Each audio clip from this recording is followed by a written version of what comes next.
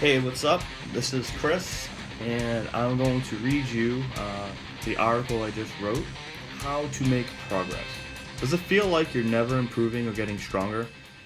We can sometimes get stuck in our own heads asking us questions like, why am I weak? Instead of asking, how do I get stronger? This article takes a rational approach, touching on 5 ways to ensure that you are making the best efforts towards progressing. Make it non-negotiable. When it comes to work, why do we show up consistently every day? And why aren't the most important things in our life, assuming increasing strength and improving body composition are important to you, treated this way?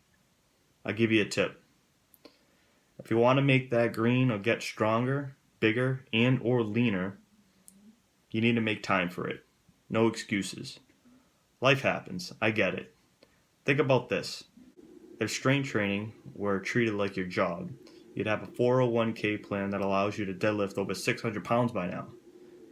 Keep in mind, it's never too late to start saving for retirement. Progressive overload. Okay, so showing up isn't an issue for you. You pass that hurdle to get into the gym, to work out consistently every week. Does that mean you're strength training? Or are you just punching a time card? Wait a minute. Do people still punch time cards these days? In any case, exercising and strength training are 2 different things. It's sort of like this. Do you go to work to collect a paycheck, or are you looking to get promoted one day?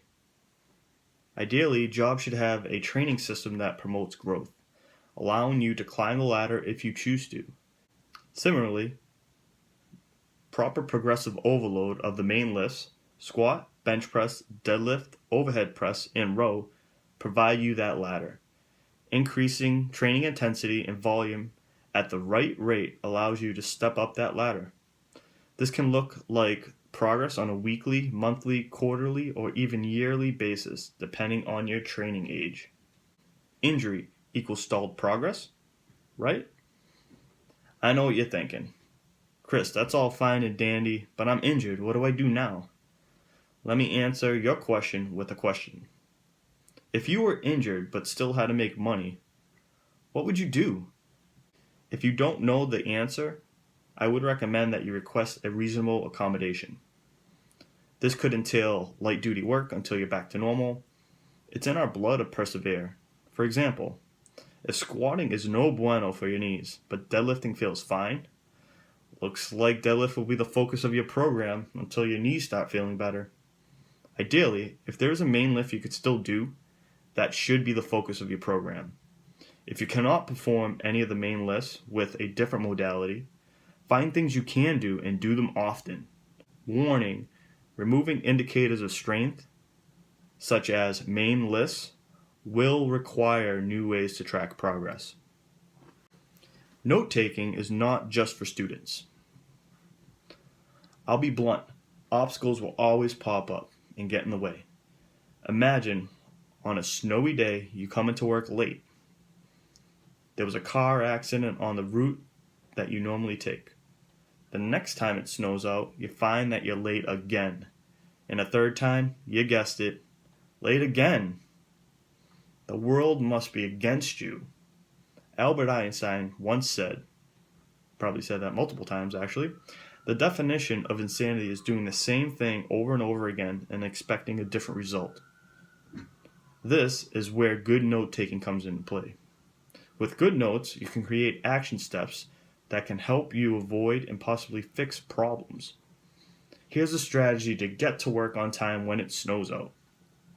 Watch the weather the day before. If you suspect bad weather the next day, set your alarm 20 minutes earlier than you normally would. For extra measure, map out and take a different route to work. Now let's relate this to strength training. You deadlift heavy every week and find yourself really beat up. You suspect that this is causing your progress to slow down because the bar speed is pretty slow and your form is starting to break down. You make an adjustment and spread out your deadlift overloading event to every other week.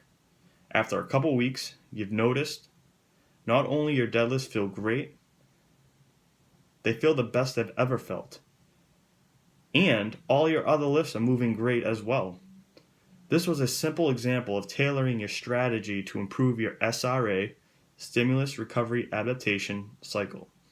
Each lift will have its own SRA curve, so be cautious and use your notes to help you determine what works best for you. Work with a coach. Strength training could seem complicated and overwhelming, especially if you're trying to balance life into the mix as well. The amount of allostatic load in one's life certainly plays a role in the amount of energy one can devote to learning a thing. The best coaches in the world have worked with coaches of their own for many years. I am no exception. Every person is unique. One approach may not work for everyone. For progress, we need a systematic approach that is individualized to allow you to keep moving forward. A system begins to develop when a non-negotiable commitment is established. From there, a plan needs to ensure progress and growth. There will be time when the plan needs to change due to bumps in the road. This is a normal part of the journey. What doesn't have to happen is stalled progress. There's only so much you can do for yourself. Reaching out for help is one of the most noble things you can do for yourself. You cannot beat the wisdom of an experienced strength coach and athlete. The journey is all about learning how to get stronger and make your own progress.